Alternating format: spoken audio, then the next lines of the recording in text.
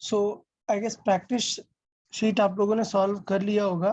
Previously question कहाँ तक discuss हो गए थे प्रैक्टिस शीट में? 40 तक हो गए थे ना? Yes sir. ओके, सो पहला पॉइंट टिल 40 में एक बार देख लेते हैं अगर किसी को कुछ भी डाउट है। अप टू 10 बताएं, किसी को कोई डाउट 1 to 10 में? अप टू 110 किसी को कोई डाउट?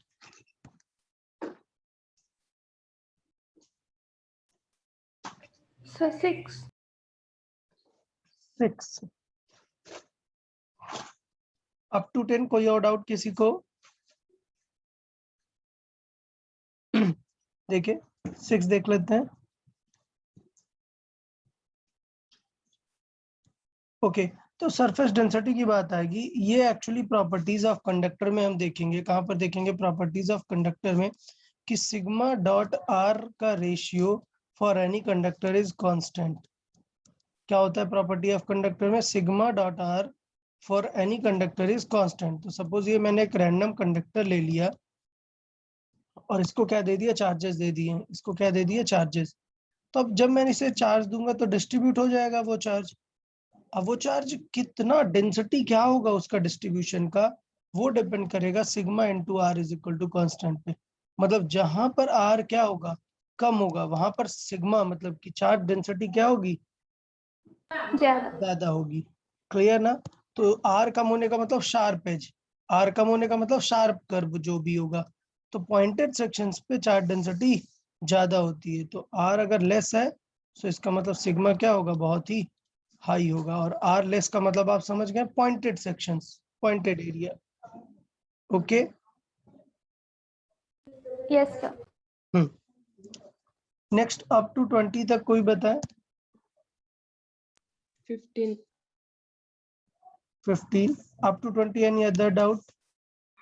17 17 देखें, अप टू 20 में 17 19 19 ठीक है।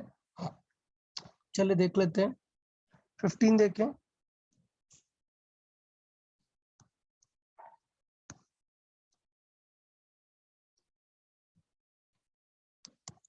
ओके, तो original position, what is the change in the force of repulsion when they are at the same position? तो मतलब सिर्फ क्या चेंज हो रहा है? उनके चार्ज को इंक्रीज और डिक्रीज किया जा रहा है। तो मुझे पता है कि मान लेते हैं कि अगर उनका चार्ज कुछ 1 था, क्योंकि परसेंटेज के केस में बेटर होता है क्या एज्यूम कर लेना? 1 एज्यूम कर लेना। तो इसका मतलब पहले कितना था? पहले 100 था, मतलब फोर्स। क्यू की वैल्यू जस्ट मैं सोच रहा हूँ कि लेट से कुछ था, और उनको हमने क्या कर दिया? 10% इंक्रीज और 10% डिक्रीज। तो मतलब नेक्स्ट टाइम Q1 कितना हो जाएगा? 1.1। आप ये समझा? Q1 Q2 को हमने दोनों को कैसा एज्यूम किया? जब भी परसेंटेज वगैरह की बात आती है तो हम 1 मान लेते हैं। तो 10% इंक्रीज मतलब कितना हो गया? 1.1 इंटू कराना होता है हमें। नेक्स्ट क्या हो जाएगा? 0.9। ग्रेविटेशन में याद है किया था ना मास वाला? अगर मास का x% कम कर दिया और वो किसे दे दिया? बगल वाले को दे दिया, तो फोर्सेस में चेंजेस कितना आएगा? तो ये कितना होगा? 0.9। तो मल्टीप्लाई कराओ, 11 इंटू 9 क्या आ जाएगा? 0.99। तो इसका मतलब सिर्फ कितना परसेंट, कितना चेंज हुआ? 1% डिक्रीज। कितना हुआ? 1% डिक्रीज। और देखें फोर्स कितना था? फोर्स था 100, 100 का 1% मतलब 1 न्यूटन का डिक्रीज आ जाएगा। समझ आया कि नहीं यार सभी को आइडिया? Yes sir. इतना सॉल्विंग करने की जरूरत नहीं, डायरेक्ट ही देख सकते हैं। बाय द वे मैंने ग्रेविटेशन में बताया था कि मास अगर ऐसे ट्रांसफर करते हैं 1 - x और 1 + x।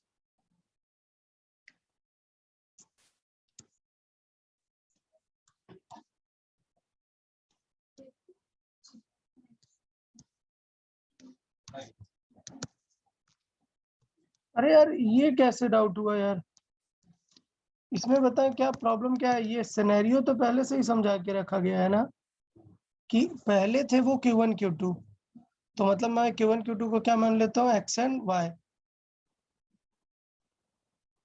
ठीक है, तो इसका मतलब पहले फोर्स था कुछ F और उनके बीच में डिस्टेंस मान लेते हैं के, Q1 Q2 को क्या मान लेते हैं x एंड y, और बीच की डिस्टेंस कितनी है 9। नेक्स्ट टाइम क्या होगा, फोर्स 2.5 टाइम्स हो जा रहा है अगर k और x और y अब कितने हो जाएंगे जब उन्हें कांटेक्ट करके हटाएंगे तो Q1 plus Q2 by 2. Q1 plus Q2 by 2 ना। तो इसका मतलब क्या हो जाएगा x plus y by 2 ये भी और x plus y by 2 ये भी, मतलब x plus y by 2 का स्क्वायर अपॉन बीच की डिस्टेंस वगैरह को चेंज की क्या, नहीं बीच की डिस्टेंस तो वही है 9 स्क्वायर ही है। ओके यार इसमें एक प्रॉब्लम है कि अपन ने सेम क्वेश्चन डीसी पढ़ने में किया था, याद है हमने सेम क्वेश्चन डीसी पढ़ने में किया था, वहां से हम क्या निकाल के लेके आए थे, रेशियो निकाल के लेके आए थे। एक्स बाई वाई का रेशियो आ सकता है, एक्स बाई वाई के एग्जैक्ट वैल्यूज के लिए हमें क्या करना पड़ेगा, इस फोर्स को यूज करना पड़ेगा। एक सेकेंड क्वेश्चन रीड कर लेते हैं थोड़ा सा। और वो x plus y by 2 ही पूछा है उन्होंने। ओके ओके ठीक है, तो फिर टेंशन वाली बात नहीं है। एक्चुअली एक गड़बड़ की हमने, ये फोर्स 2.5 टाइम्स नहीं है, क्या है 2.5 न्यूटन ही है। तो ये सब कुछ भूल जाओ, पहले वाला क्वेश्चन 2.5 न्यूटन है, के है 9 × 10⁹, और पूछा है कि उन पे फाइनल चार्ज क्या होगा। तो दोनों पे इक्वल हो जाएगा ना, मतलब मान लो क्या हुआ एक्स स्क्वायर अपॉन बीच की डिस्टेंस है 9 सेंटीमीटर, बस सॉल्व कर दो, समझा। वो पूछा ही नहीं है, इनिशियल पूछा नहीं, 2.5 टाइम्स नहीं दिया, एक्चुअल फोर्स ही 2.5 है। क्लियर? Yes, sir. 20 देखें।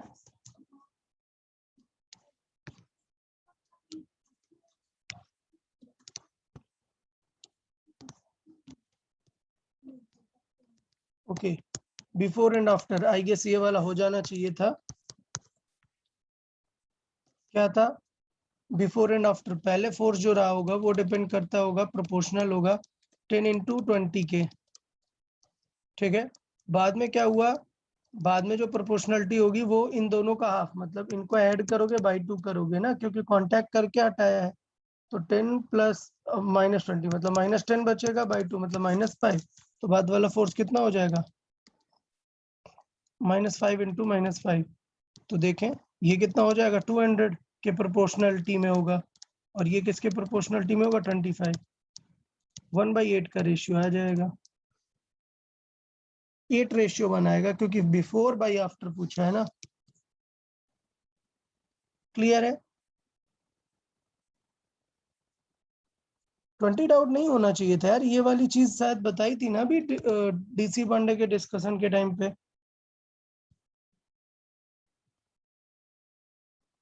ठीक है चले नेक्स्ट बताएं यार, अप टू 30। So 23. 23 और बताएं up to 30।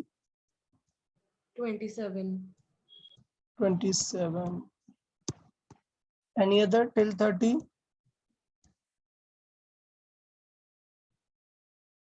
No sir. Okay good, चले देख लेते हैं।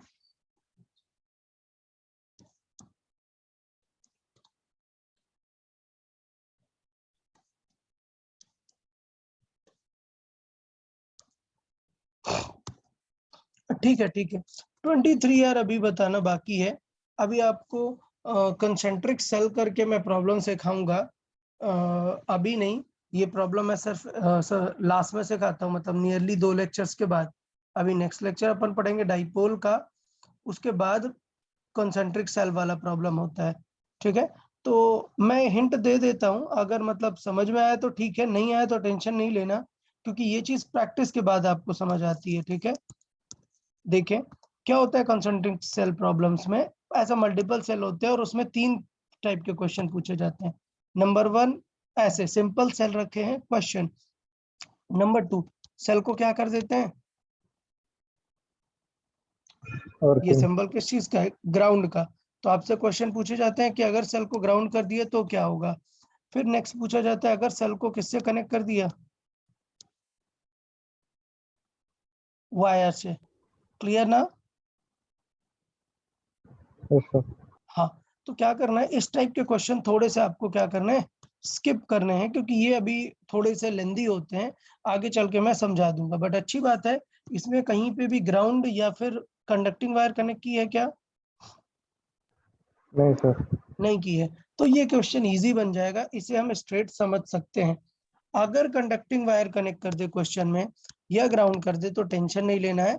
मैं लेक्चर्स के लास्ट में ये सिखाता हूँ, एक कंसेंट्रिक सेल प्रॉब्लम और एक पैरेलल प्लेट प्रॉब्लम। क्या?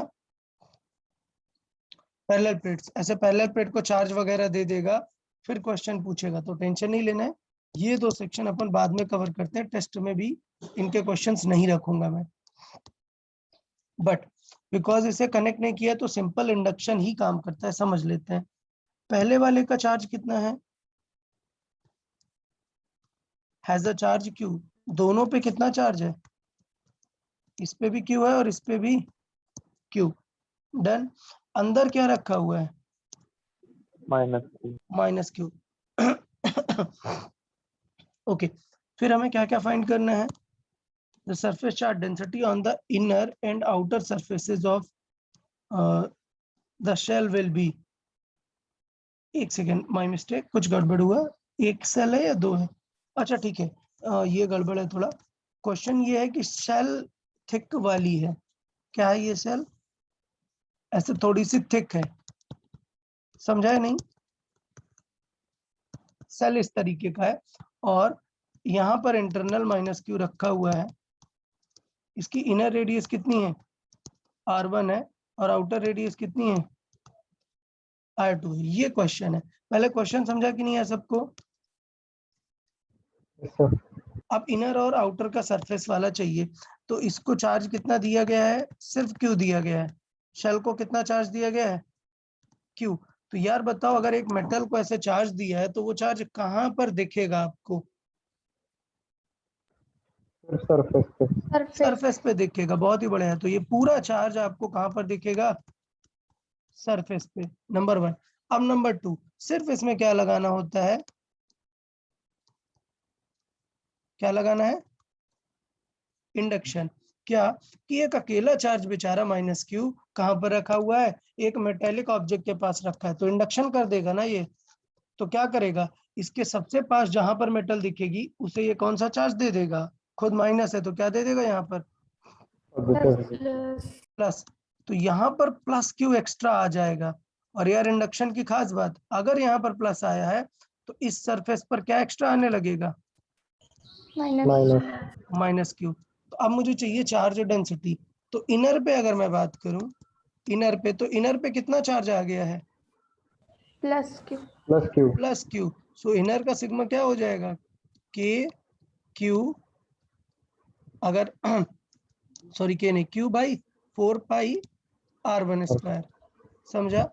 अब आउटर में कितना चार्ज हो गया? Q minus Q. minus yes, q. Plus Q and minus Q पहुंच गया।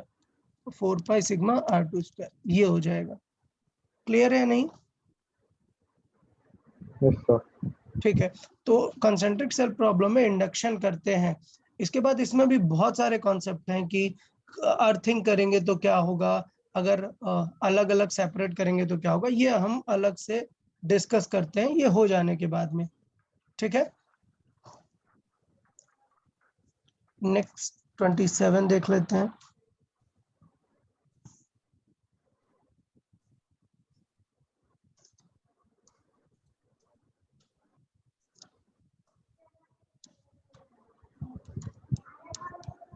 ओके, तो हमें पता है कि दोनों रिपेल कर रहे हैं और मैग्नीट्यूड उनके हमें फाइंड करने हैं। ठीक है, जबकि हमें फोर्स कितना है? 9।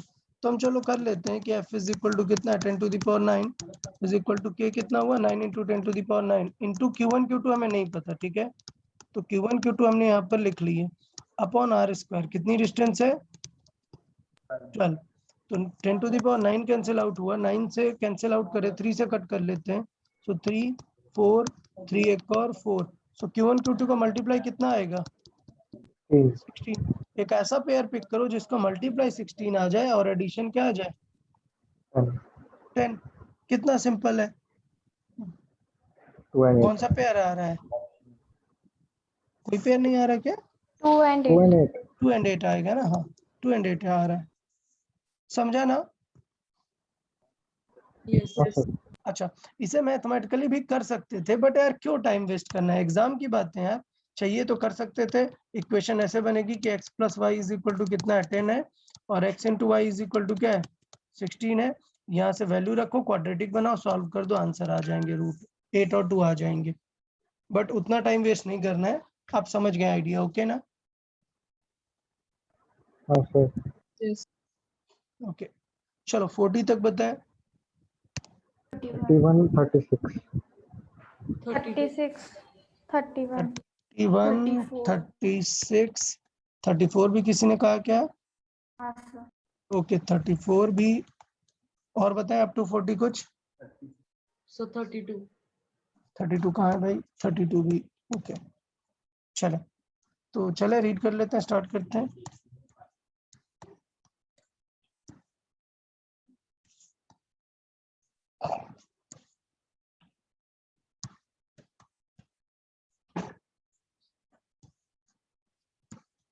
ओके ठीक है, तो पॉइंट ये है कि दोनों इलेक्ट्रॉन के पास क्या आ गई है? एक काइनेटिक एनर्जी और इसके पास काइनेटिक एनर्जी, बट दोनों क्या कर रहे हैं? एक दूसरे को रिपेल कर रहे होंगे ना?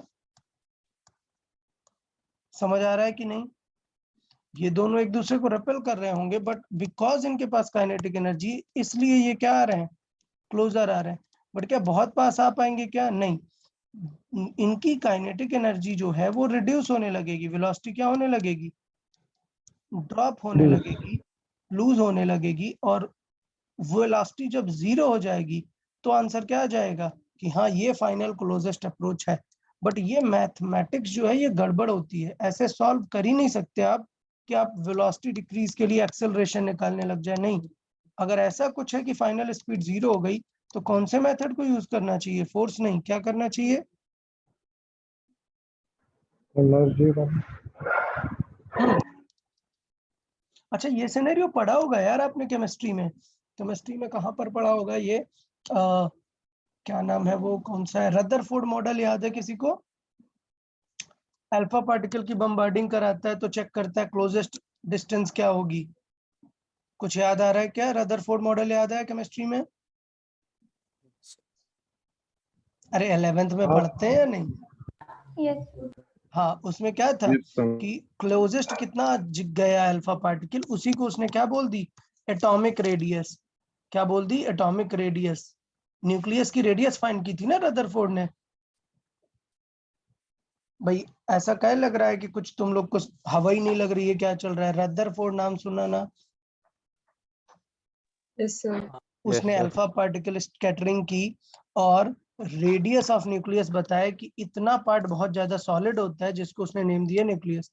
तो वो कैसे पता चला? वो पता चला कि अल्फा पार्टिकल मैक्सिमम कितना क्लोज जा सकता है उसके। तो उसने kinetic energy of alpha particle को potential energy of the system से इक्वेट किया कि पूरी काइनेटिक किसमें कन्वर्ट हो गई? Potential. पोटेंशियल में। और जो डिस्टेंस आई वो थी सबसे क्लोजेस्ट डिस्टेंस।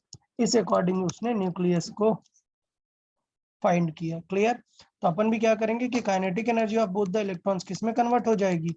उन दोनों की पोटेंशियल एनर्जी में। तो 2 टाइम्स ऑफ हाफ mv², ये कन्वर्ट हो गया किसमें? के Q1 Q2 बाई R में। समझा या नहीं? और यही R क्या है? Closest distance. बता यार, क्लियर है या नहीं? Yes, sir. तो ये यार अच्छा क्वेश्चन होगा, डेफिनेटली ये अच्छा क्वेश्चन है। समझा?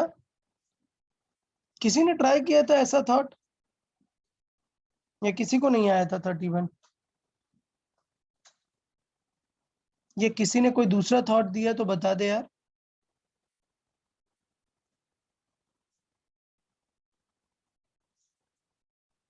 यार पक्का कोई स्टूडेंट नहीं है जिसको 31 क्वेश्चन आ गया था?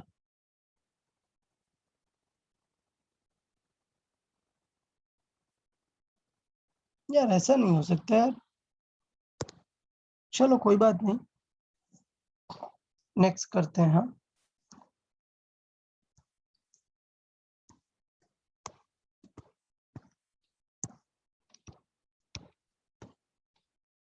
ओके, तो हमें माइनस क्यू पे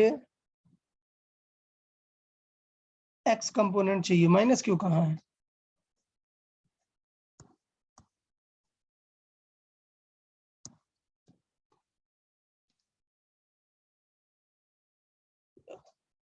the x component of the force on minus Q is, यार ये क्वेश्चन में कुछ गड़बड़ है, माइनस क्यू पता नहीं है कि कहाँ पे रखा है, may be minus Q one पूछा होगा, माइनस Q1।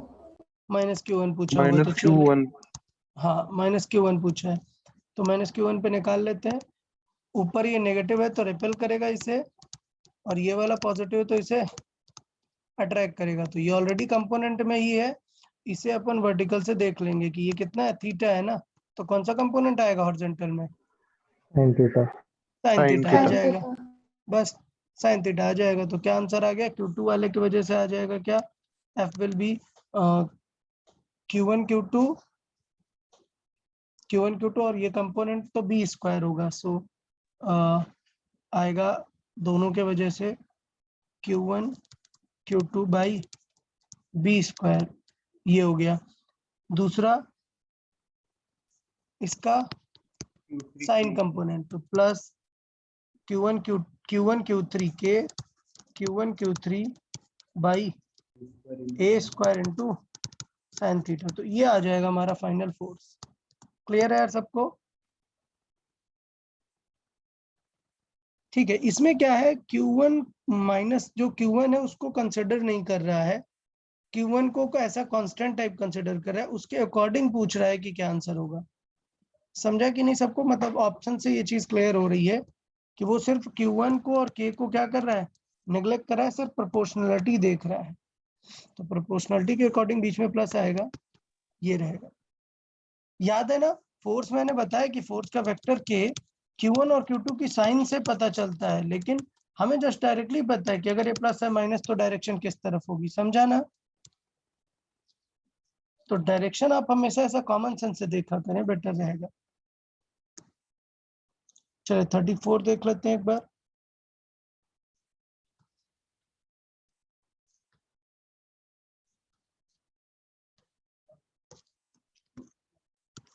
ठीक है, तो हो क्या रहा है कि प्लस क्यू के अराउंड माइनस क्यू वाला क्या कर रहा है, इलिप्टिकल ऑर्बिट में घूम रहा है, तो ये प्लस क्यू रखा हुआ है, और हो क्या रहा है कि इलिप्टिकल ऑर्बिट में माइनस क्यू घूम रहा है।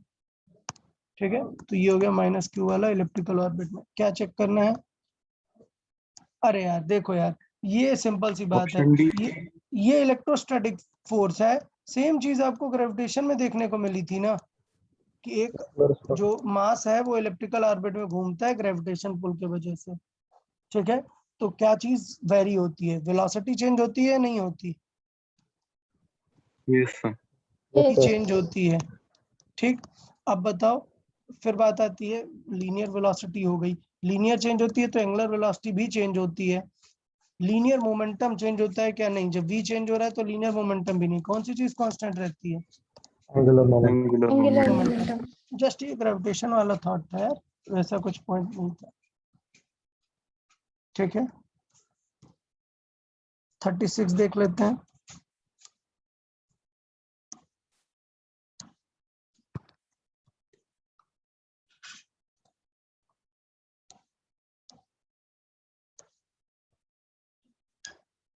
ओके ठीक है, तो फिर से वही कॉन्सेंट्रिक सेल वाला प्रॉब्लम आ गया है।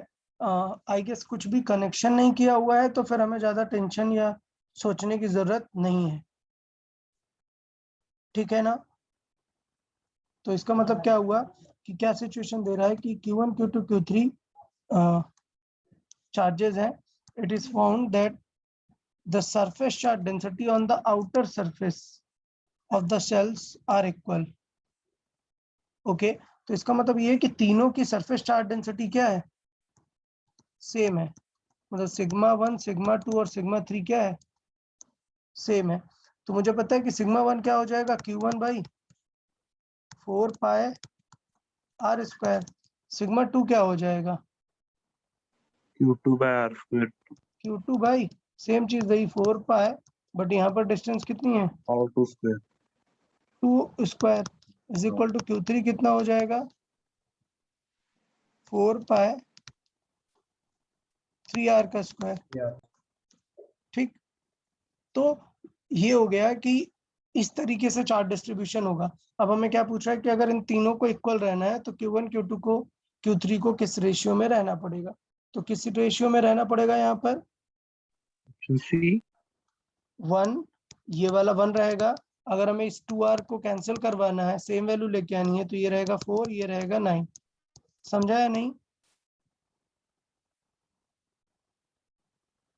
ये सेटअप समझ आया सबको कि नहीं? अच्छा, अब इसमें हमने क्या चीज मिस कर दी है ये बताओ पहले, क्या चीज मिस कर दी है, हमने क्या चीज यूज नहीं किया, क्वेश्चन की एक लाइन हमने अभी तक यूज नहीं की है, क्या हमने concentric कॉन्सेंट्रिक, हमने कॉन्सेंट्रिक अभी लिया ही नहीं है, हमने तो ये बेसिक सॉल्विंग कर दी है। हमने क्या किया, ये बेसिक सॉल्विंग की है। अब हमें क्या करना है, कंसेंट्रिक मेटेलिक सेल लेना है। तो यार कंसेंट्रिक मेटेलिक सेल लोगे तो समझ गए क्या शुरू हो गया, यहाँ पर इंडक्शन। इंडक्शन शुरू हो जाएगा। तो इसका मतलब ये होगा कि अगर मैंने इसे Q1 चार्ज दिया, इसे Q2 चार्ज दिया, इसे Q3 चार्ज दिया, तो क्या होगा, यहाँ पर इंडक्शन शुरू हो जाता है। इंडक्शन की खास बात ये होती है कि जो सबसे लोअर रेडियस होती है उसका पोटेंशियल क्या होगा, सबसे ज्यादा या कम, रेडियस सबसे कम तो पोटेंशियल सबसे ज्यादा। ज्यादा, तो वही इंड्यूस करना स्टार्ट करता है। ठीक है ना, तो सरफेस चार्ज डेंसिटी जो होती है वो हमेशा आउटर के वजह से आती है। तो यहाँ पर प्लस क्यू है, तो इनर में क्या इंड्यूस करेगा, माइनस Q1। तो आउटर में कितना इंड्यूस करेगा, प्लस Q1। यहाँ पर क्या इंड्यूस करेगा, माइनस Q1, और आउटर में क्या इंड्यूस करेगा, प्लस Q1। समझा या नहीं? हाँ सर। तो इसका मतलब ये हुआ कि इनकी डेंसिटी में ऑलरेडी एक चार्ज आ जाने वाला है। अगर मैं बोल दूं कि ये मेरा चार्ज x है, तो इसकी एक्चुअल ये इंडिविजुअल था, बट जब अपन कंसेंट्रिक डील कर रहे होंगे तो यहाँ पर Q2 के साथ में क्या एडेड होगा, x एडेड होगा, Q3 के साथ में क्या एडेड होगा, x एडेड होगा। तो इसका मतलब ये होगा कि आपको रेशियो तो दिखने वाला है क्या 1:4:3, बट एक्चुअली में Q2 को 4 होने की जरूरत नहीं है, Q2 को क्या होने की जरूरत है, बताओ यार जल्दी, 3। Q2 को क्या होने की जरूरत है, 3। और Q4 को अगर हम बात करेंगे तो Q4 में अभी एक मिस्टेक हुआ, Q3 से ज्यादा किसका पोटेंशियल है, Q2 का, क्योंकि उसका रेडियस Q3 से कम है। तो अब क्या इंड्यूस कराएगा, यहाँ पर Q2 वाला इंड्यूस कराएगा। तो Q2 वाला इंड्यूस कराएगा तो यहाँ पर माइनस Q2 कर देगा और यहाँ पर प्लस Q2। ठीक है, तो मतलब इसके पास यहाँ पर एक और एक्स्ट्रा आ जाने वाला है, क्या, Q2। तो Q3 से कितना सब्ट्रैक्शन हो जाएगा, Q3 एक्चुअल में होना चाहिए था 9, बट इन दोनों को अगर हम हटा देंगे तो Four. कितना हटाना पड़ेगा, 4 हटाना पड़ जाएगा। कितना आ जाएगा, 5. तो जो इनका एक्चुअल रेशियो होगा due to the concentric shell वो क्या आएगा, 1:3:5। बट ठीक है यार, अगर अभी ज्यादा समझ नहीं आया तो कोई बड़ी बात नहीं है। हाई ये बेसिक इंडक्शन, बिकॉज ये वाला आप लोग इजीली समझ सकते हो इसलिए मैं समझा दे रहा हूँ। मैं चाहूँ तो स्किप कर सकता हूँ, ऐसा कुछ नहीं है। जब मैं आपको कॉन्सेंट्रिक सेल प्रॉब्लम पढ़ाऊंगा तब आप इसे एक बार और समझा देंगे हम। बट बिकॉज यहाँ पर अर्थिंग वगैरह कुछ नहीं की, अर्थिंग करेगा तो क्या होगा, ये वाले चार सारे ग्राउंड में जाएंगे ना। ग्राउंड में चले जाए। हाँ, तो फिर क्वेश्चन थोड़े कॉम्प्लेक्स होने लगते हैं, बट मुझे लगता है कि इजीली समझ सकते हो आप, इतना बड़ा प्रॉब्लम नहीं है। मैं फिर से एक बार ट्राई करता हूँ।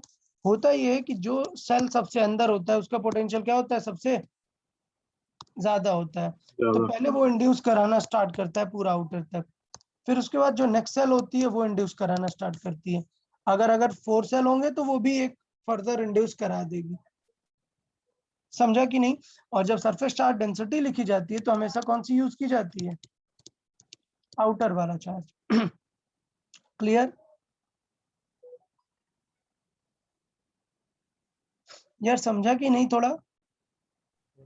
और इस पे ऐसे क्वेश्चन भी पूछते हैं, what will be the surface charge density on the inner surface, तो इनर सरफेस पे -q1 एंड -q2 नजर आएगा, क्योंकि ये मैंने लाइन ड्रॉ की है बट एक्चुअली लाइन नहीं होगी ना, थोड़ा सा तो मेटल होगा ना ये, इसलिए हमेशा आउटर और इनर दो बातें होती हैं। क्लियर या नहीं? Yes sir. हाँ, तो मुझे लगता है इंडक्शन समझ आ गया होगा, कंसंट्रिक सेल्स का इतना बड़ा कुछ प्रॉब्लम वाली बात नहीं है।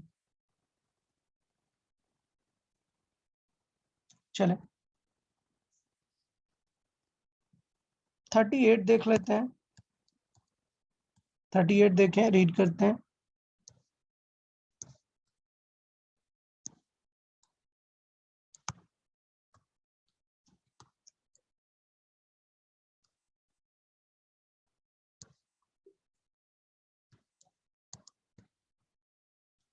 अरे ये तो डीसी पढ़ने में था ना question. 38 number. Yes, B sir. B and C क्या है? दो कंडक्टर है और मान लेते हैं इन पे चार्ज क्या क्या है? Q Q. ठीक है, और इन पे फोर्स कितना लग रहा है अभी रिपल्सन का? एफ। तो डेफिनेटली एफ किस पे डिपेंड कर रहा है? K Q square by R square पे। मान लेते हैं इनके बीच की डिस्टेंस क्या है? R square. अब हुआ क्या? एक थर्ड कौन सा है? ए। सेम है, बिल्कुल सेम है, कोई भी चेंजेस नहीं है, मतलब इसकी कैपेसिटी में कोई चेंजेस नहीं, बस अनचार्ज है। तो जब ये वी के कांटेक्ट में लेके आओगे किसे? ए को, तो दोनों शेयर कर लेंगे ना चार्जेस, तो दोनों के पास कितना चार्जेस हो जाएगा? Q/2. Q/2। और ए के पास भी हो जाएगा Q/2। बट क्वेश्चन में कह रहा है कि ए को फिर बाद में क्या कर दे रहे हैं? रिमूव कर दे रहे हैं, और सिर्फ किसके बीच में चेक कर रहे हैं अभी भी? बी एंड सी के बीच में ही चेक कर रहे हैं। तो यार Q/2 हो गया और Q हो गया, फोर्स कितना हो गया इसका मतलब? कि Q/2, Q बाई डिस्टेंस वही है आर स्क्वायर, तो डेफिनेटली क्या हो जाएगा अगर इसे F1 मानेंगे? F1/2 हो जाएगा। कांटेक्ट में भी लाया है ना। क्या देव? एक सेकेंड, जस्ट मिनट। ठीक है sir. A having the same radius as that of B, first B is brought in contact, uncharged spherical conductor having the same radius as that of the B first brought in contact with B and then brought in contact with C। ठीक है, तो बाद में किससे contact में लेके आया है? C से। ठीक। तो अभी C को फिक्स नहीं करेंगे, अभी इसे रिमूव नहीं करना, पहले C से भी कांटेक्ट में लाएंगे, तो अभी टोटल चार्ज कितना हो गया? Q प्लस Q/2 कितना हो गया? 3Q/2। तो दोनों हाफ हाफ ले लेंगे, तो इसके पास कितना बचेगा? 3Q/4. 3Q/4। और फाइनली ए के पास कितना बचेगा? 3Q/4। ए को रिमूव करा दिया है और इसके बीच का फोर्सेस देख लिया है। समझा कि नहीं यार सबको? ये मेन पॉइंट था कि बाद में ए को टच करा इससे, तो ए और सी दोनों मिलके अपना हाफ हाफ चार्ज ले लेंगे, तो यहाँ पर यूज हुआ क्या? 3/4। 3/8. तो टोटल कितना हुआ? 3/8 टाइम्स ऑफ F1 दिखने लगेगा। ठीक है, अच्छा क्वेश्चन था, कंफ्यूजिंग था बट कॉन्सेप्ट वही है, कंडक्शन वाला कॉन्सेप्ट है। क्लियर है या नहीं? आप चीजें देख पा रहे हो कि नहीं? सबको बताया है मैंने, नोट्स में लिखाया है कि नहीं कि कंडक्शन कैसे काम करता है, यस। लेकिन क्या आप कभी डायरेक्ट एग्जाम में उसे यूज कर पाओगे क्या? नहीं। जब तक आप न्यूमेरिकल नहीं सॉल्व करोगे फिजिक्स में, आप कभी भी नोट्स की चीजों को उतना यूज नहीं कर पाओगे। इसलिए मैं बार बार बोलता हूँ न्यूमेरिकल सॉल्विंग कंपलसरी है, बहुत ही जरूरी चीज है।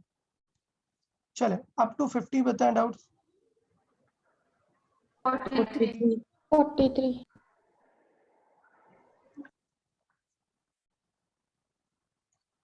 Any other doubt till 50? 50. Till 50 any other doubt? ठीक है, चले देखें 43 रीड कर लेते हैं।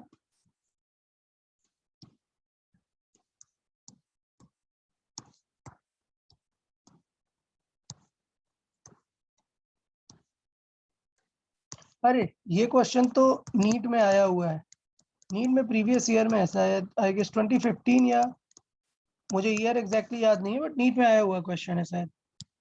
देखें, चले नीट वाले स्टूडेंट भी थोड़ा ध्यान ही दे लेंगे।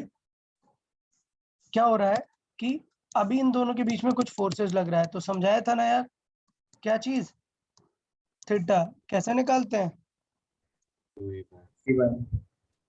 कैसे, force upon mg। F upon M G. बहुत ही बढ़िया। फोर्स कितना होगा, K Q by Q square by R square by M G. कोई डाउट क्या इसमें, नहीं।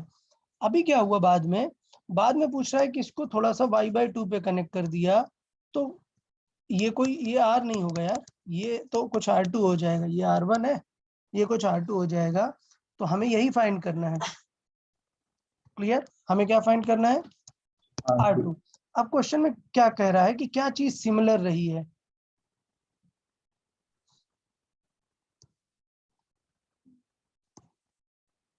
चार्ज मास। ठीक है। मैं सोच रहा हूँ एंगल के बारे में कुछ नहीं कहा है इसने, एंगल सेम रहा या नहीं, चले कोई बात नहीं है, ठीक है। नहीं, क्लैंप किया है तो कोई तो चीज सेम यूज की होगी ना, मान लेते हैं ये लेंथ तो सेम यूज की होगी ना फिर, क्योंकि हमें एक कंस्ट्रेंट बनाना पड़ेगा ना, दोनों को आप रिलेट कैसे करोगे, ये प्रॉब्लम है, आप समझ रहे हो।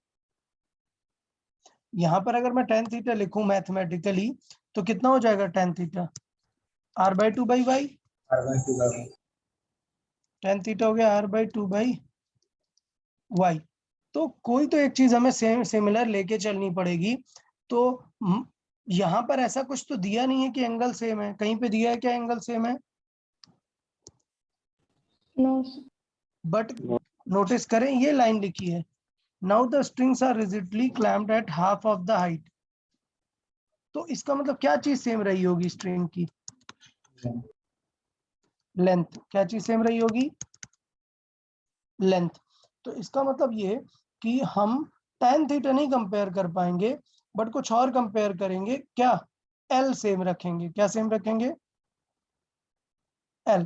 तो मुझे यहाँ पर क्या निकालना चाहिए था फिर, अगर मैं y और l को रिलेट करना चाहता हूँ तो मैं यहाँ पर क्या निकालूंगा, cos थीटा। cos थीटा क्या हो जाएगा, y बाय एल। ठीक है, तो इसका मतलब l इज इक्वल टू क्या हो जाएगा, y बाय cos थीटा। अब दूसरा वाला यूज करते हैं, यहाँ पर tan थीटा लगा देते हैं, तो इस फॉर्मूले में हम कर लेते हैं कुछ tan अल्फा, क्या मान लेते हैं यहाँ पर एंगल कितना है, tan अल्फा, और tan अल्फा कितना हो जाएगा, सेम चीज, अभी इलेक्ट्रोस्टैटिक फोर्स अपॉन mg। ठीक है, तो मतलब इलेक्ट्रोस्टैटिक फोर्स में सिर्फ r चेंज होने वाला है ना, तो अगर मैं इन दोनों का रेशियो निकालूं तो फिर मुझे पूरा इतना सारा लिखने की जरूरत नहीं थी, मैं डायरेक्टली करना चाहता हूं, मैं लिखूंगा क्या, tan theta by tan alpha, इसका रेशियो क्या आएगा, सिर्फ r स्क्वायर पे डिपेंड करेगा ना, समझा कि नहीं सबको। तो इसका मतलब मैं सारा इरेज कर रहा हूं, मैं लिख रहा हूं क्या, r2 बाई r1 का स्क्वायर। ये लाइन समझ आई कि नहीं, इसका मतलब हमें r2 तुरंत पता चल जाएगी, सिर्फ हमें अगर थीटा और अल्फा में रिलेशन नजर आ गया, तो थीटा और अल्फा में कर लेते हैं रिलेशन। थीटा में हमने निकाल लिया है एल को कंपेयर करने के लिए, यहाँ पर एल कैसे निकल आएगा, यहाँ पे आएगा एल इज इक्वल टू आएगा y/2 बाई cos अल्फा। समझा या नहीं यार, ये पॉइंट समझा कि नहीं सबको। यस। तो cos थीटा और cos अल्फा में यहाँ से क्या आ गया, एक रिलेशन आ गया, और उस रिलेशन से cos से क्या फाइंड कर लो, tan दोनों के फाइंड कर लो, वैल्यू यहाँ पर रख दो। तो डेफिनेटली ये क्वेश्चन लेंदी है, और मतलब ऐसे क्वेश्चन यार आ जाते हैं एग्जाम में, क्योंकि अगर आपका टारगेट फुल है 180 है तो आपको ये ध्यान देना पड़ेगा कि एक दो क्वेश्चन टफ आ जाते हैं। और मैं फिर से बार बार बता रहा हूँ कि इलेक्ट्रोस्टैटिक जो टॉपिक है बहुत ही बड़ा है, जैसे काइनेमेटिक्स होता है ना क्लास 11th में, इलेक्ट्रोस्टैटिक वैसा ही टॉपिक है, बहुत ही बड़ा सा टॉपिक है और कई बार क्वेश्चन कॉम्प्लिकेटेड भी आ जाते हैं, तो आपको पूरा थॉट देना पड़ता है तभी पॉसिबल रहेगा। समझा या नहीं? Yes, sir. किसी को ये क्वेश्चन आ गया था क्या पहले से ही, किसी स्टूडेंट को? Yes. Sir ratio Okay. निकाला था दोनों का, क्या चीज? tan थीटा मतलब वो tan थीटा का रेशियो निकाला था। हाँ ये निकाल लिया ना, तो ये तो हो गया 50% क्वेश्चन, ये तो आपने 50% कर लिया कि R2/R1, लेकिन इन दोनों के थीटा का रेशियो समझना पड़ेगा ना। tan थीटा की जगह पे हम r/2 अच्छा बाय एक y चीज और, लिखेंगे। हाँ एक चीज और क्या कर सकते हैं, एक मिनट यार, मुझे एक और शॉर्टकट समझ आ रहा है इसका। क्या कि यार अपन कॉस को इंट्रोड्यूस ही ना करें, हम दोनों से tan ही निकाल देना, दोनों फिगर से क्या निकाल दे अपन, tan निकाल दें, तो R1 R2 फिर से रिलेट ही हो जाएगा। आप समझ रहे हैं क्या बोल रहे हैं हम?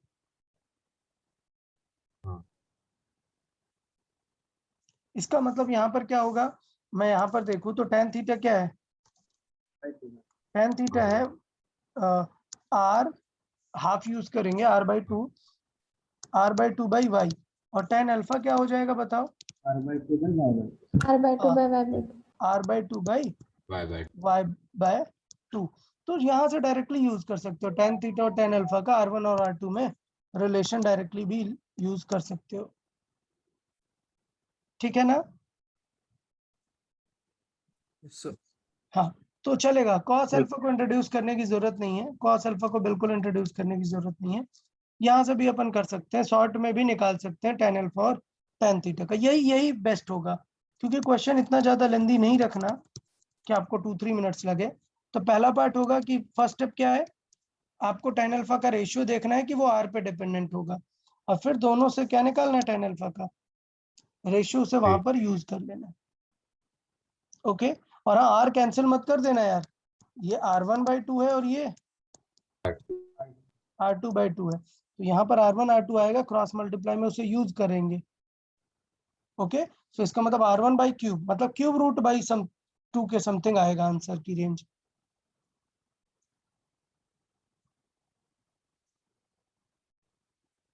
किसी में क्यूब रूट नहीं दिया? बी ऑप्शन यार कुछ गड़बड़ है यार इसके ऑप्शंस, एक मिनट सॉल्व करते हैं, देखें कितना आंसर आएगा। दोनों को डिवाइड करें तो 2 ऊपर आ जाएगा ना, यहाँ पे सॉल्व कर लेते हैं, तो y2 का 2 ऊपर आएगा, मतलब tan theta by tan alpha क्या आएगा, R1/R2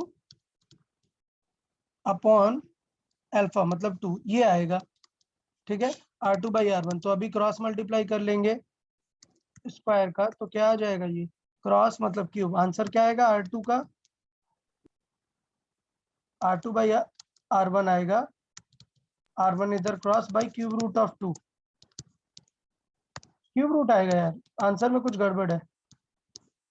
ओके, ये आंसर आएगा अपना, समझा क्या सभी को?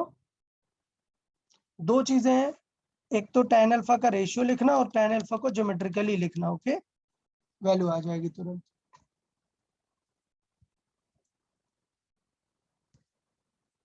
ऑप्शंस रॉन्ग है सारे, वो मिस्टेक है, प्रिंटिंग मिस्टेक है उसमें। चले नेक्स्ट देखें, 50 नंबर।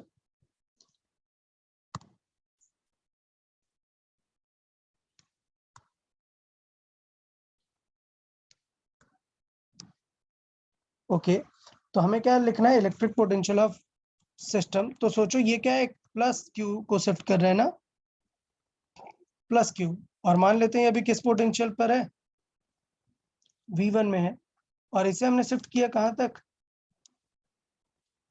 V2 को। क्लियर, ये लो पोटेंशियल है और ये हाई है। अब पूछ रहा है पोटेंशियल एनर्जी, तो मैंने पहले भी बताया था कि potential energy is like work done, किसकी तरह है, वर्क डन, और वर्क डन कैसे निकालते हैं, Q into delta we delta V, और इन्हें विद साइन रखते हैं। तो Q क्या है हमारा, एक पॉजिटिव साइन है, delta V V2 by V1 रखते हैं, तो V2 मतलब हाई है, तो ये भी क्या आएगा, पॉजिटिव, पॉजिटिव ही आएगा, मतलब इंक्रीज करेगी पोटेंशियल एनर्जी। ओके चले अप टू 60 बताएं डाउट्स। 51, 54, 54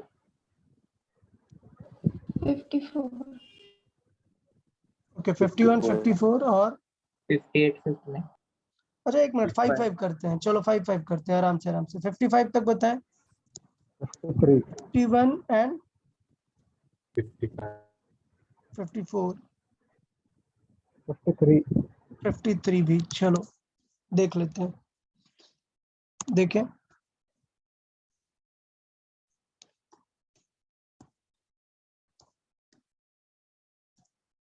ओके ये क्या बात हुई यार, 51 कैसे डाउट है, इलेक्ट्रिक फील्ड अगर एक्स एक्सिस में जा रही है तो इसके प्लेन्स कैसे होंगे, यूनिफॉर्म फील्ड है ना, पूरी एक्स की तरफ जा रही है, तो इक्विपोटेंशियल सरफेसेस कैसे होते हैं, प्लेन परपेंडिकुलर टू दीज। तो इसका मतलब ये हुआ कि अगर कोई चीज एक्स जा रही है तो उसके परपेंडिकुलर के प्लेन क्या होंगे, ऐसे ड्रॉ करके देख लो यार, YZ, YZ में होंगे ना, the plane perpendicular to X is YZ plane.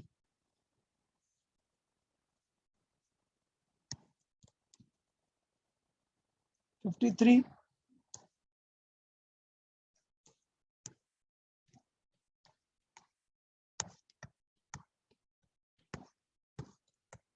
Okay देखिए स्पार्किंग चीज क्या है, मतलब कि बहुत ज्यादा एक्सेसिव चार्ज अगर रब करते हैं, ठीक है, तो ड्यू टू फ्रिक्शन वहां पर एनर्जी ड्रॉप होने लगती है, मतलब रिलीज होने लगती है, उस एनर्जी रिलीज को ही बोलते हैं, मतलब देखने को मिलता है स्पार्क के फॉर्म में। मतलब ये है कि दो चार्जेस को बहुत पास लाओगे या उनकी कैपेसिटी से ज्यादा दोगे तो वो क्या करने लगेगा, स्पार्क करने लगेगा। क्लियर, तो स्पार्किंग का यहाँ पे बहुत खास कुछ यूज नहीं है, सिंपल सी बात है कि अगर आपने कैपेसिटी से ज्यादा कुछ भी किया तो वहां पर क्या जनरेट होने लगेगी, एक्सेसिव फील्ड जनरेट होने लगेगी जो स्पार्किंग के फॉर्मेट में आपको दिखेगी। ठीक है, तो दिया है कि इलेक्ट्रिक फील्ड कितनी है, इतनी इलेक्ट्रिक फील्ड पे ब्रेकडाउन ऑफ एयर होता है वहां पर। ठीक है, what is the potential to which a sphere of radius this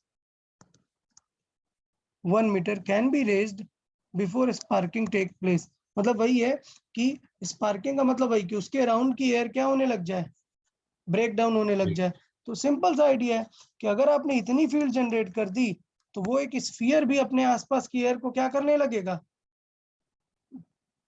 spark करने लगेगा, वो उसके आसपास की एयर भी चार्ज की तरह दिखने लगेगी। ऐसा मूवीज में देखते हैं ना, एक चार्ज ऑब्जेक्ट के अराउंड ऐसा स्टैटिक फील्ड दिखने लगती है जो, तो वो स्टैटिक फील्ड कभी देख ही नहीं सकते हैं, उसके पास के एयर जो मॉलिक्यूल हैं वो स्पार्क करने लग जाते हैं एक्सेसिव फील्ड के वजह से।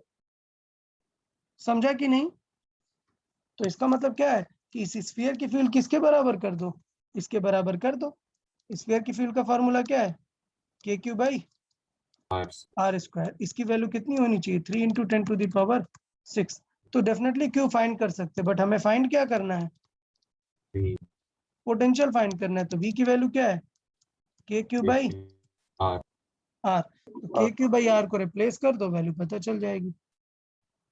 समझा, तो ये क्वेश्चन में खास दम नहीं था, आप फॉर्मूले भी थोड़ा सा समझ लेते, R1 है तो V भी तय आ जाएगा। Okay 54 how many electron volts make 1 joule. अरे यार एनर्जी है ना यार, तो 1 इलेक्ट्रॉन वोल्ट क्या होती है, केमिस्ट्री में तो पढ़ा है यार तुम लोग, कैसे ये क्वेश्चन पूछ रहे हो। 1 इलेक्ट्रॉन वोल्ट एनर्जी क्या होती है, when electron is moved through 1 volt potential. Clear, तो इसका मतलब ये है कि इलेक्ट्रॉन में जितना वर्क किया गया होगा Q इंटू V, वही उसकी क्या हो जाएगी, एनर्जी। तो 1 इलेक्ट्रॉन वोल्ट होता है 1 Q into V। Clear.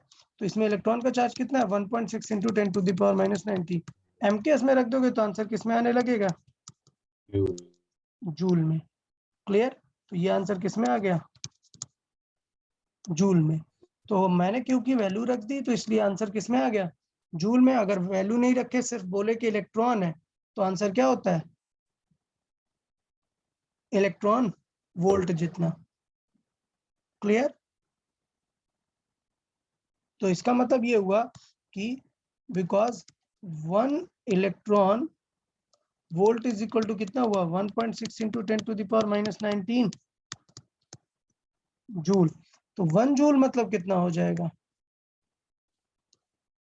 1/1.6 into 10 to the power -19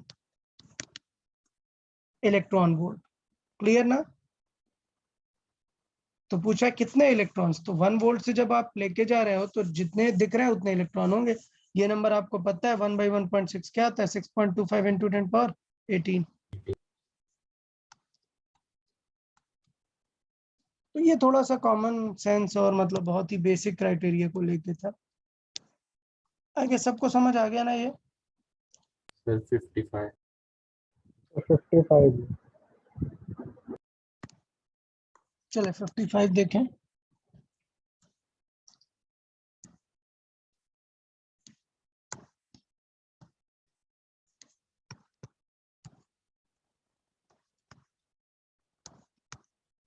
okay. तो हमें दिया है कि एक चार्ज की वजह से सेम प्लेस पर फील्ड और ये इतना इतना है, मतलब के क्यू बाई आर स्क्वायर की वैल्यू है 600। नहीं, वोल्टेज है, पहले क्या दिया है वोल्टेज। के क्यू बाई आर कितना है 600 एंड के क्यू बाई आर स्क्वायर कितना है 200। तो यहां से अगर अपन देखें तो अपन आर की वैल्यू फाइंड कर सकते हैं। किसकी, आर की वैल्यू कितनी आ गई। आर की वैल्यू अगर मैं दोनों को क्या कर दूं, डिवाइड कर दूं, तो आर की वैल्यू कितनी आ गई 3। 3 समझा है नहीं। अब आर की वैल्यू यहाँ पर रख दूं तो के इंटू क्यू की वैल्यू क्या आ जाएगी 1800। क्लियर। तो अब 9 पर पूछा है आपसे पोटेंशियल। इसमें डाउट क्या था भाई, मुझे समझ नहीं आ रहा। के क्यू बाई आर 55 में डाउट क्या था यार। ये तो मतलब अगर गिवन वैल्यू के साथ ऐसे कर नहीं पाओगे तो फिजिक्स में क्या करोगे भाई फिर ऐसे। समझा कि नहीं। हाँ सर यार सबको क्लियर है कि नहीं। 2 टाइप दिए थे, उससे हमने पहले निकाला कि हमें दिख रहा है कि आर ही फाइंड कर सकते हैं।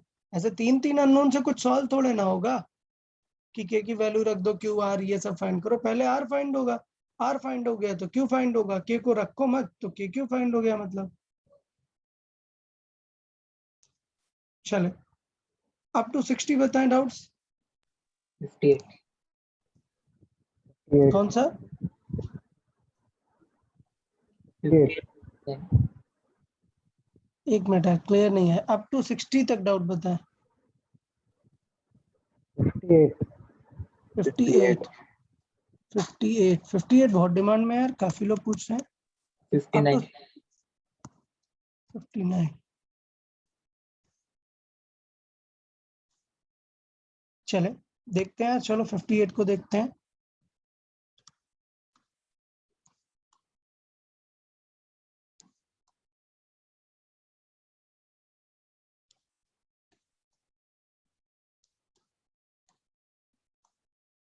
अरे तो सिचुएशन ये है, क्या सिचुएशन है कि ये एक फील्ड है। अब हमने क्या किया है, उन दोनों को क्या दिया है, सेम पोटेंशियल डिफरेंस। तो सेम पोटेंशियल डिफरेंस दिया है मतलब क्या दिया होगा हमने, पोटेंशियल डिफरेंस मतलब वर्क डन। वर्क डन मतलब काइनेटिक एनर्जी, वो क्या होगी Q into we delta we या वी टाइप में। तो बेसिकली आपने कितनी काइनेटिक एनर्जी सबको दी है, पहले वाले को दी है क्या के नॉट, तो दूसरे वाले को कितनी दी है 4 है ना चार्ज, 4 की 4 के नॉट। तो ये हुई k1 की और ये हुई k2 की काइनेटिक एनर्जी। अब बात यह है कि उनको एक फील्ड में डाल दिया गया, फील्ड में डाल दिया गया तो क्या करेंगे वो, देखें, what is the ratio of the speed of A and B if they start from rest and cover the same distance in the field. एक मिनट रुके, क्वेश्चन रीड करते हैं पहले क्या था। Both of them have equal masses and same potential differences applied to them. Okay,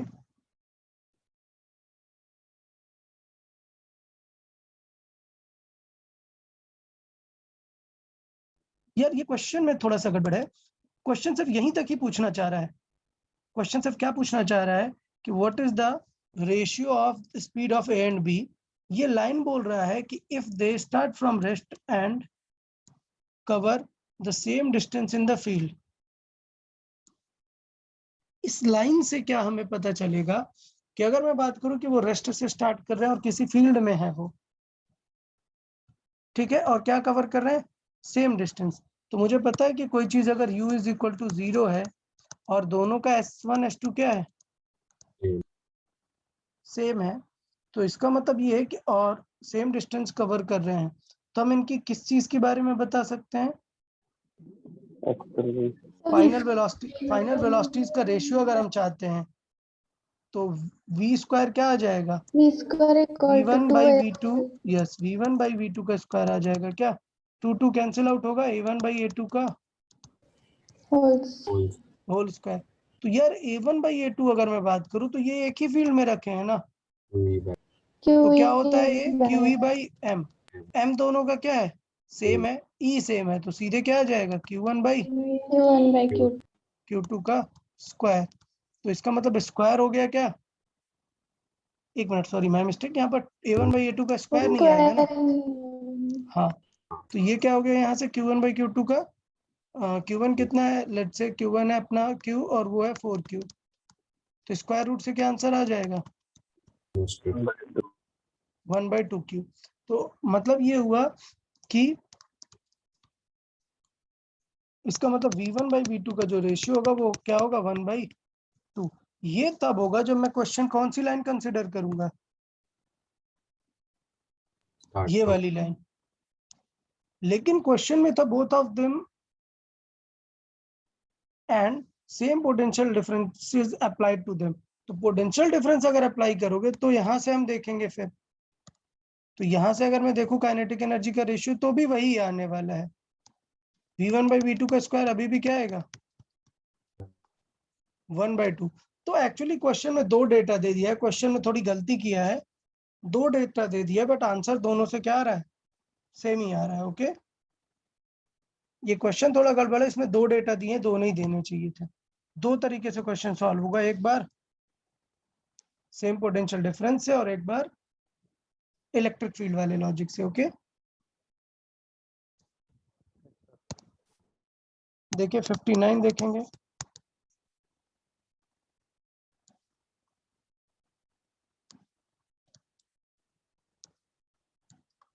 okay, तो इसे हमने क्या दे दी, इलेक्ट्रिक फील्ड दे दी, और इसकी अब हमें क्या फाइंड करनी है,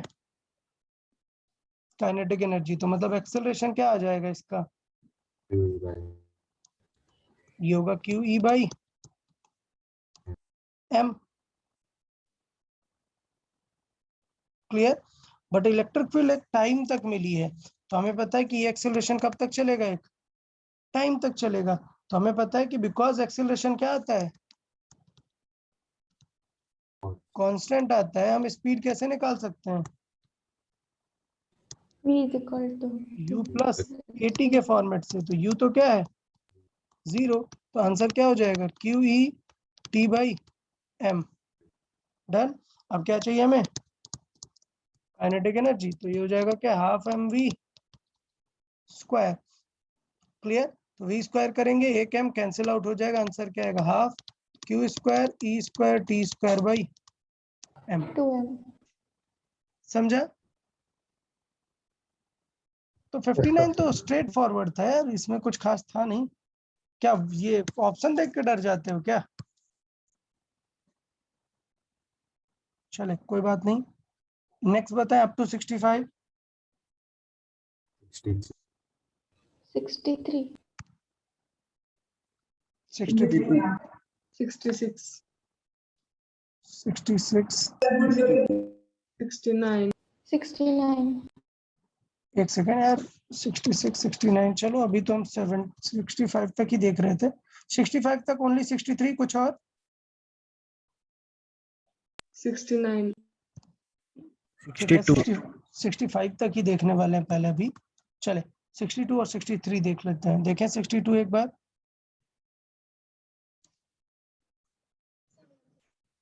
अरे यार अल्फा पार्टिकल, यार अल्फा पार्टिकल का चार्ज कितना होता है? times 4 times. 4 times. तो वर्क डन कितना हो जाएगा? क्यू की जगह क्या होगा? 2E, और पोटेंशियल डिफरेंस क्या है? 50। आंसर कितना आ जाएगा? 100E। ओके, ऑप्शन सी दे।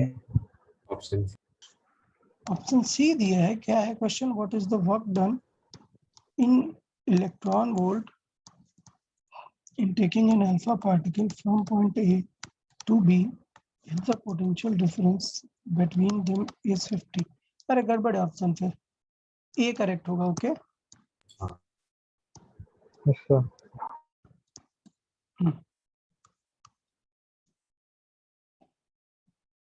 63 देखें।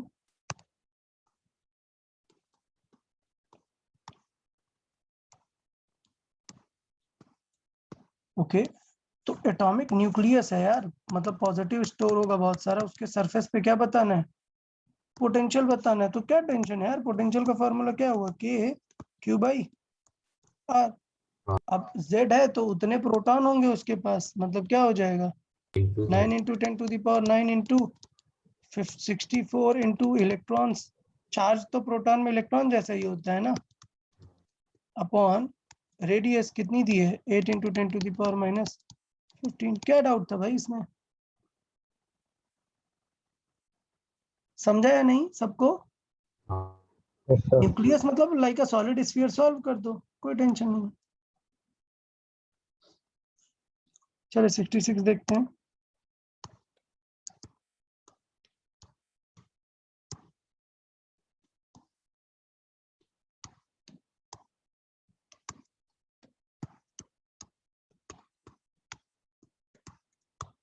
ओके ठीक है, तो मतलब क्या है कि ये ए है, यहाँ पर क्या रखा है? एक चार्ज रखा है क्यू। बी कितनी दूर है इससे? 2 मीटर। और B and C same side में है। सी कितनी दूर है? 3 मीटर, मतलब सेम साइड पे। ठीक है, ये हो गया 3 मीटर, ये हुआ बी एंड सी। अभी क्या फाइंड करना है? What is the potential difference B and C if B and C are on the same side. तो पोटेंशियल डिफरेंस लिखना है, तो इसमें क्या टेंशन हो गई यार? क्या आ जाएगा? ये के क्यू बाई आर। सो क्या आएगा? 1/2 माइनस 1/3। ये फाइनल कर दो, ठीक है ना? सो 1/3 माइनस 1/2 कर दो, या 1/2 माइनस 1/3। मैं क्यों टेंशन नहीं ले रहा हूँ? क्योंकि सारे आंसर्स कहते से हैं पॉजिटिव। इसमें 66 में सॉल्व करने वाली क्या बात थी भाई?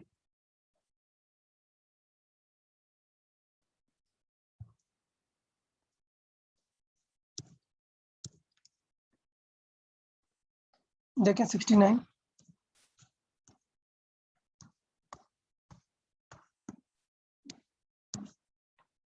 तो दो प्लेट्स हैं, उनके बीच में एक ऑयल ड्रॉप रखी है जिसका मास है m। तो डेफिनेटली नीचे क्या लग रहा होगा? mg। मास दिया है तो यही सोच के दिया होगा। इन दोनों प्लेट के बीच में कितना पोटेंशियल डिफरेंस लगाना है? मतलब क्या लगाना है इसमें? एक प्लेट में पोटेंशियल डिफरेंस लगाना है, v लगाना है। इन दोनों के बीच की d कितनी है? 2 सेंटीमीटर। तो यार क्या समझाया था कि ये mg से नीचे गिर जाएगा, इसके पास चार्ज कैसा है? नेगेटिव है ना। तो इसका मतलब ऊपर वाली प्लेट कैसी रखनी चाहिए? पॉजिटिव पॉजिटिव, ताकि ये इसे क्या लगाए? एक ऊपर फील्ड इलेक्ट्रोस्टैटिक फोर्स लगाए। और बहुत ही सिंपल सा आइडिया होगा, क्या? Q E electrostatic force will balance it's mg। अब ई लिखने का तरीका यार बताया यार। अगर पोटेंशियल डिफरेंस लगा दिया है, कांस्टेंट है, तो कैसे लिख सकते हैं ई को? V by D D by D. समझाया था ना यार। तब यार चीजें, नोट्स की चीजें भी याद नहीं करोगे तो फिर गड़बड़ होगा ना यार क्वेश्चन करना। ठीक है, तो डाउट ये होना नहीं चाहिए था। अपन को फाइंड क्या करना है? वी ही फाइंड करना है। तो क्यू वी बाई डी लिख दिया, ई को is equal to M G. तो वी की वैल्यू यहाँ से आ गई mg/q सॉल्व कर देंगे। ओके ना? Yes, sir. Yes, हम्म, sir. चले 75 तक बताएं डाउट्स। 75. 75 और कोई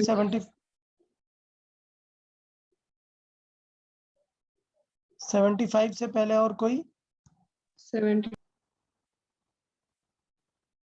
70 नंबर क्या? 72 72। चले 72 एंड 75 देखें,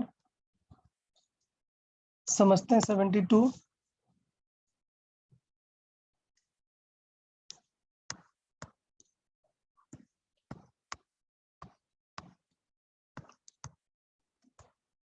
ओके, तो देखें सिस्टम कुछ ऐसा दिया हुआ है कि ए और बी पे रखे हुए हैं, जबकि ए और बी के बीच की डिस्टेंस कितनी है? 3x है। तो मान लेते हैं ये ए है और ये बी है, इन दोनों के बीच की डिस्टेंस है 3x। और यहाँ पर क्या क्या रखा हुआ है? क्यू क्यू चार्ज रख दिया हुआ है, क्यू एंड क्यू। फिर क्या है? माइनस क्यू को रखा है सी पॉइंट पर ए से एक्स डिस्टेंस पर, मतलब यहाँ पर क्या रखा है? -2q को रखा है और इस पॉइंट को नेम दिया है क्या? सी। और इन दोनों के बीच गैप कितना है? x। ये सेटअप हो गया अपना। What is the potential energy of the system? तो बताओ यार, सिस्टम की पोटेंशियल एनर्जी कैसे लिखते हैं? 1 2 करके पूरे कॉम्बिनेशन बनाते हैं। तो पहले कॉम्बिनेशन बनाएंगे ए सी का मान लो प्लस ए बी का मान लो AB. प्लस बी सी का मान लो। BC. देखो सारे यूनिक कॉम्बिनेशन हो गए ना 3। Yes, sir. डन। तो ए सी का लिखेंगे तो क्या आएगा? q इंटू 2q मतलब -2q स्क्वायर। k को मैं हटा रहा हूँ, k को मैं सबसे बाहर समझ रहा हूँ। अपॉन बीच की डिस्टेंस कितनी है? x। फिर ए बी को लिखेंगे तो क्या होगा? q into q square by बीच की distance 3x plus B two C का देखेंगे तो q इंटू 2q -2q आने वाला है अपॉन बी एंड सी के बीच की डिस्टेंस 2x। बस k की वैल्यू देखो, आंसर में पाई एप्सिलॉन नॉट है, मतलब k की वैल्यू भी रख के सॉल्व कर देना है। क्लियर है या नहीं? 70। ये तो typical question of potential energy है, इलेक्ट्रोस्टैटिक पोटेंशियल। सर सी को अगर दूसरे साइड में रखा अच्छा हाँ यार, ये ऐसा कुछ कहा नहीं है इसने। देखें, third charge is placed at point C at a distance from x। हाँ यार, ये थोड़ा गड़बड़ है, माय मिस्टेक यार। एक बार आपको ऑप्शन चेक करने पड़ेंगे। अगर ऐसा कुछ होगा कि इस तरीके से ऑप्शन मिल रहा है, कोई एक मिल रहा है, तो डेफिनेटली वो करेक्ट आंसर है, कोई दिक्कत नहीं है। क्योंकि क्वेश्चन में कहीं कहा नहीं है कि सी को ए के किस साइड में रखा है। तो आपको सर चाहिए तो बीच आप में इस, रखने से ही आता है। हाँ ठीक है देख लो। अगर नहीं है तो फिर अगर कोई ऑप्शन मैच नहीं करता है तो फिर आप कर सकते हैं। तो एग्जाम में ऐसा क्वेश्चन बिल्कुल आ सकता है। अगर कोई ऑप्शन मैच नहीं हो रहा है तो फिर आप सेकंड थॉट भी दे सकते हैं। ओके ठीक है। By the way, Sir. Question में कहना चाहिए था कि वो बीच में प्लेस किया। डन। yes, sir. चलो 75 देखते हैं।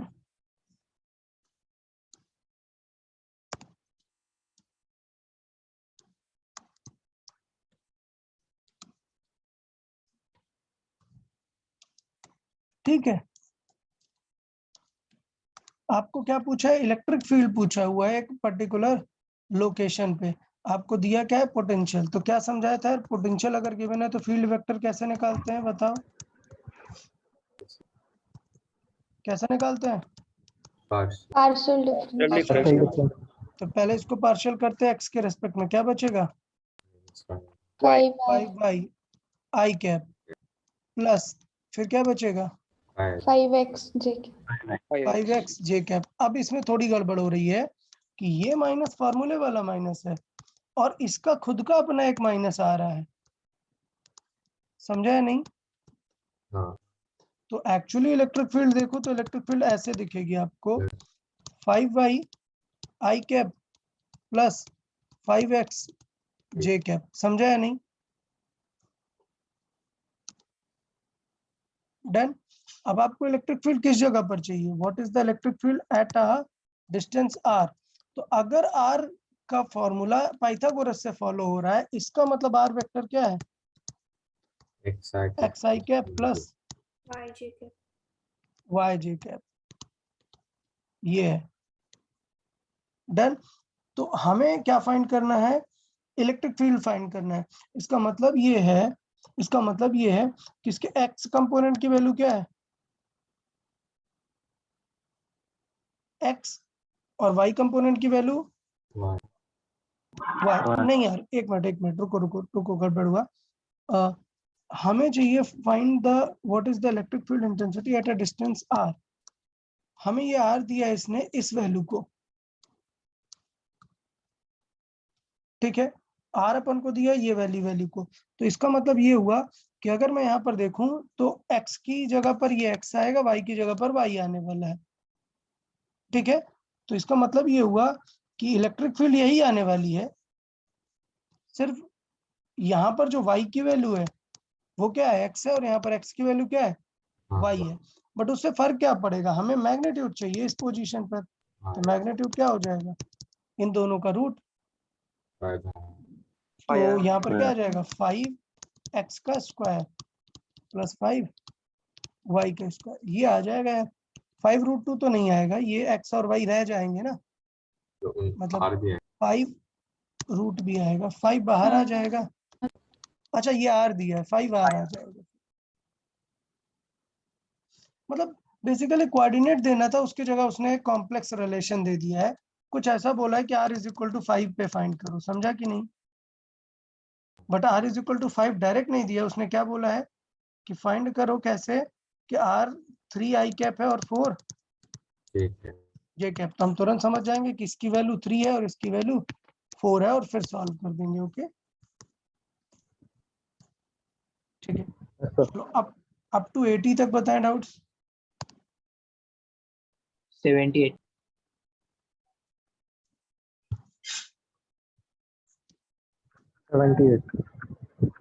ओके अप टू 80, 78 चले, देखे 78 समझते हैं थोड़ा सा।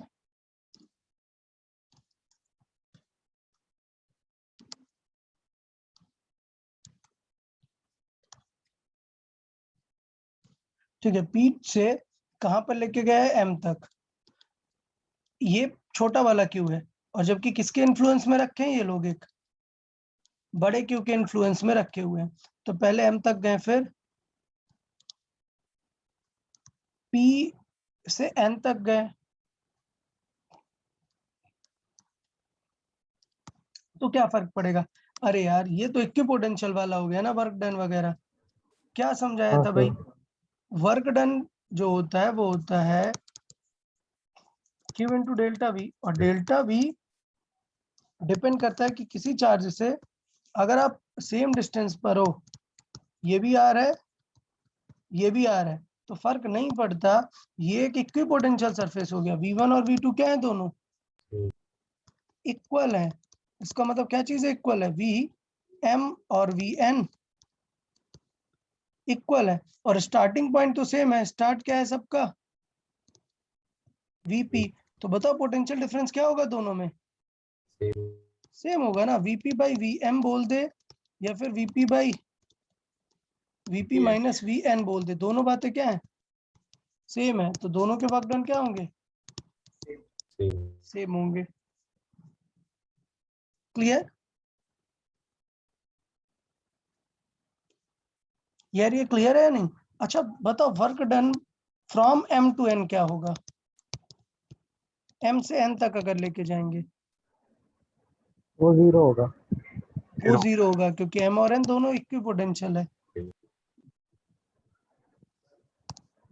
तो वो ऊपर वाला नहीं समझा, क्या, वो work 1 = work done to same कैसा है, नहीं समझा। अच्छा हमें देखना है कि पोटेंशियल कैसा है किस पॉइंट का, V1 और V2। तो बताओ यार, जो दोनों की डिस्टेंस सेम है तो दोनों का फॉर्मूला क्या आएगा, KQ/R ही आएगा ना यार। वो सेम कहाँ पे है, मतलब क्या, वो अरे अरे अरे, एक चार्ज रखा है यहाँ पर, उससे R डिस्टेंस पर कहीं पे भी चेक करो, सबका फॉर्मूला KQ/R होगा ना। इसीलिए तो इसको इक्विपोटेंशियल सरफेस बोलते हैं किसी एक चार्ज के लिए। स्फीरिकल होता है। हाँ सर। आयुष समझा या नहीं? हाँ सर। एक चार्ज के लिए जो होता है r डिस्टेंस पर हर जगह पर फॉर्मूला Q/r ही यूज करोगे, मतलब r डिस्टेंस पर हर जगह पर पोटेंशियल सेम होता है। इसलिए मैंने ये बताया था कि एक प्लस चार्ज के लिए इक्विपोटेंशियल सरफेस कैसे होते हैं, स्फीरिकल होते हैं। इसलिए उस पूरे स्फीयर में r डिस्टेंस पर जितनी भी चीजें होंगी सबका पोटेंशियल सेम होगा। समझा? हाँ सर। ठीक है, अप टू 85 बताएं डाउट्स। 81. 81 85. 85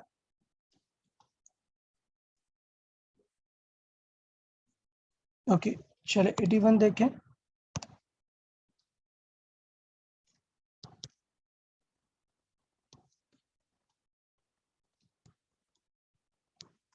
अरे यार देखें इस चीज को क्या लिखा हुआ है यहाँ पर कि एक फोर्स लग रहा है फील्ड में, कितना 4 न्यूटन का, तो F इज इक्वल टू क्या होगा, Q into E. Done.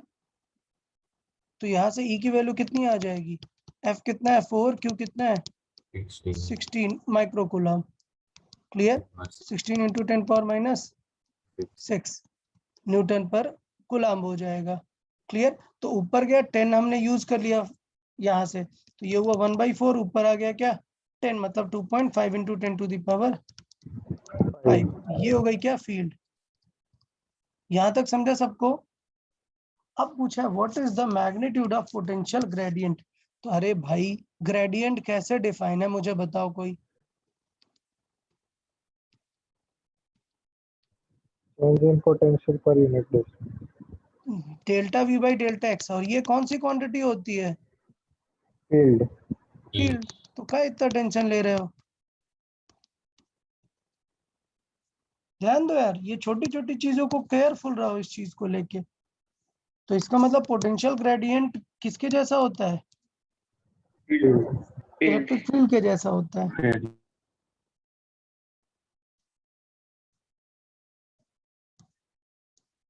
85 for a corona discharge. Okay, corona discharge क्या है, अभी थोड़ी देर पहले क्वेश्चन आया था ना कि एक स्फीयर को बहुत ज्यादा चार्ज दे दोगे तो आसपास की एयर क्या होने लग जाती है, ब्रेक डाउन करने लग जाती है और स्पार्क होने लग जाता है, उसमें स्टैटिक चार्ज दिखने लग जाता है।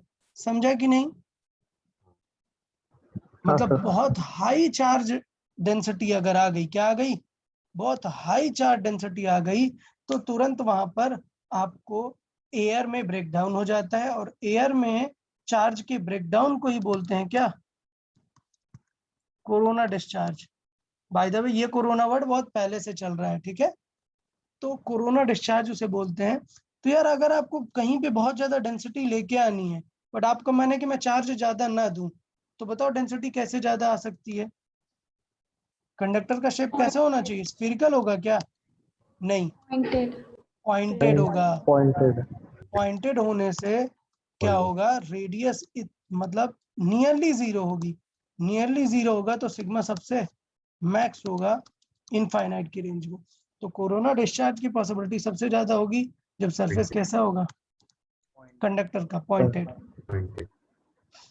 ओके, तो होता ये है कि पहले ये बताते हैं ना, घर के ऊपर एक पॉइंटेड रॉड लगाई जाती है, वो इसलिए लगाई जाती है पॉइंटेड रॉड, इसीलिए कि अगर कभी एयर में कोरोना डिस्चार्ज हुआ, मतलब कोरोना डिस्चार्ज क्या है, अगर एयर से एक ठंडा स्टॉर्म, एकदम लाइटनिंग आ रही है सपोज, तो जब लाइटनिंग एयर से पास होती है तो ये पूरी पास की पूरी एयर क्या होने लग जाती है, स्टैटिक ब्रेकडाउन में आ जाती है, जिसको अपन ने बोला कोरोना डिस्चार्ज। तो ये होने की वजह से अगर यहाँ पर नियर अबाउट कोई पॉइंटिंग एंड है, तो ये हायर हायर डेंसिटी कैरी करने के कारण इस लाइट को अपनी तरफ अट्रैक्ट कर लेता है।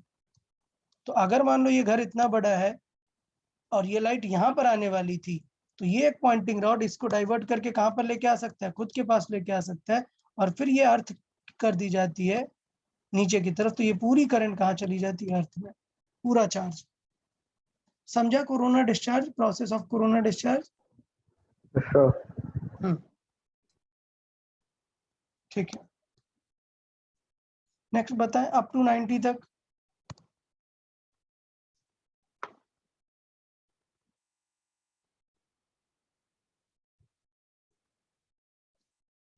नाइन्टी तक कोई डाउट क्या है? हाँ। Okay good. 95 तक बताएं।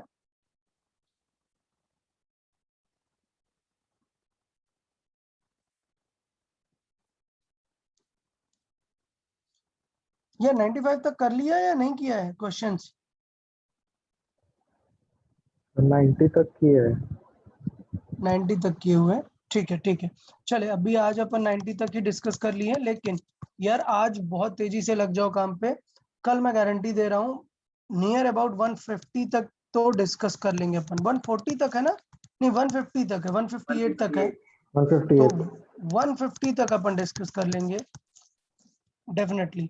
तो यार पक्का आज जो है बहुत मेहनत करनी है। आज जल्दी से सब लोग सॉल्विंग में लग जाओ जिन लोगों ने नहीं किया 90 के आगे, ठीक है? सॉल्व कर ले और कल अपन डिस्कस कर लेंगे आगे के क्वेश्चंस। ओके ठीक है, यस सर। चलो okay then, bye bye everyone, yes sir. Bye bye.